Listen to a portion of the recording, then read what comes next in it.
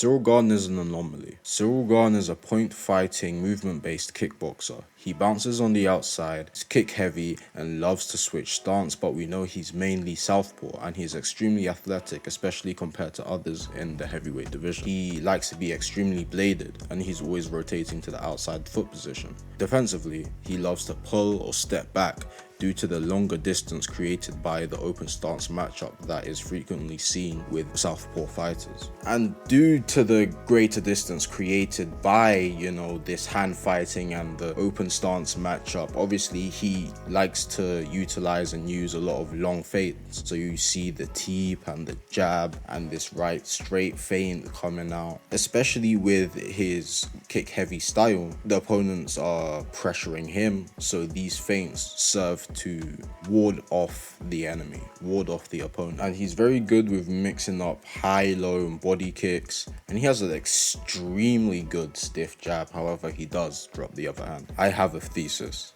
Ciryl Gane has no cardio, and my two pieces of evidence will be round 2 versus Tuivasa and round 2 versus Volkov.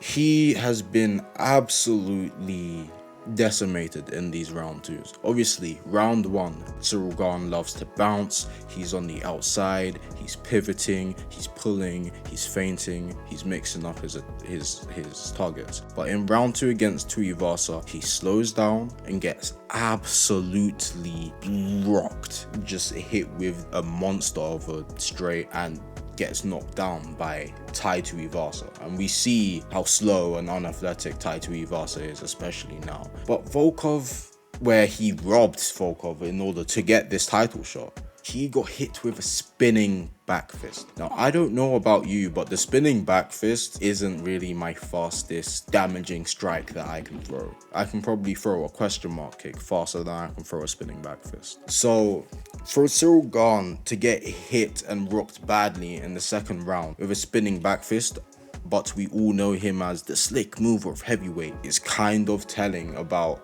what's happening with Ciryl Gane's cardio, especially in the second round.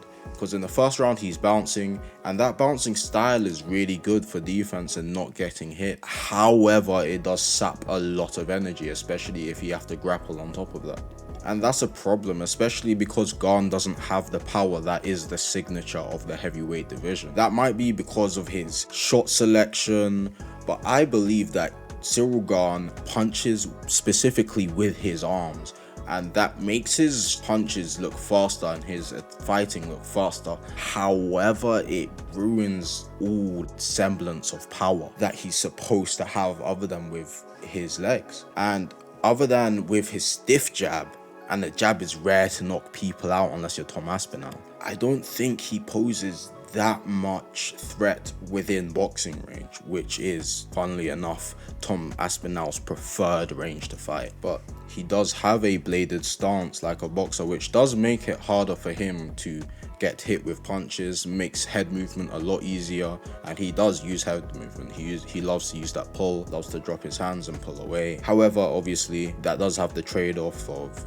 it's easier to get single leg, it's easier to kick the legs, and his backhand is further away from the opponent and it would take more time to throw it, so it's rarely used. So even if Gane did have extraordinary power, it would be hard to see or find out because his backhand is always so far away from his opponent anyway. And to exacerbate this, to make it worse, when Ciryl Gane throws, he puts his hands in his pocket, he throws and his hand drop. That's why he got so hurt by Volkov. And all of that, and there's still that obvious grappling weakness where when he's getting taken down on the single leg, he'll grab a guillotine instead of using takedown defense, instead of sprawling, grabbing underhooks. He'll grab the cage against Volkov when he got hit with the dummy sweep.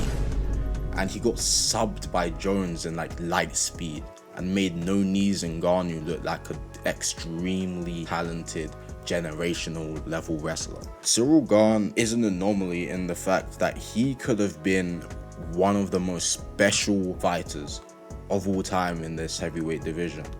And Vampiric Legs made a video about his coach, and it could possibly be his coach. It could be Ciryl Gane getting complacent. It could be the fact that he just doesn't have the talent and these people, Jones and Gane, Aspinall, do. But honestly, Ciryl Gane has all these problems, and I don't know whether he is ready to go through the fire to fix them in order to beat Tom Aspinall in his last shot at the title. Thank you for watching. This has been MMA Dots. Like, comment, subscribe if you want to like, comment, and subscribe. I'll see you in the next one.